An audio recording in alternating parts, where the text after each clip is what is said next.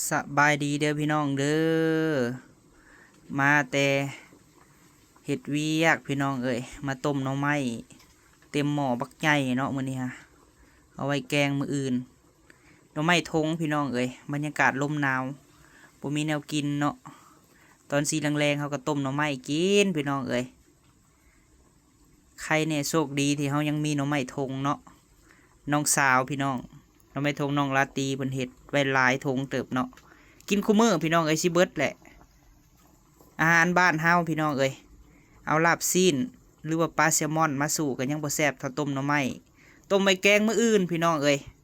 ว่าไปซั่นแหละพี่น้องเอ้ยบ่เคยกินดอกปลาแซลมอนเนาะมาเด้อพี่น้องเด้อ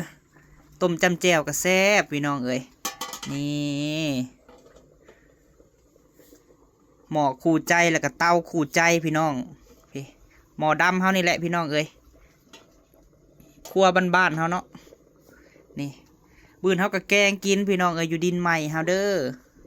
นี่ผดคักพี่น้องเอ้ยบ่ต้องใส่เตาแก๊สดอกเตาบ้านๆเฮานี่แหละพี่น้องเอ้ยโอ้บรรยากาศเนาะบรรยากาศลมหนาวพี่น้องเอ้ย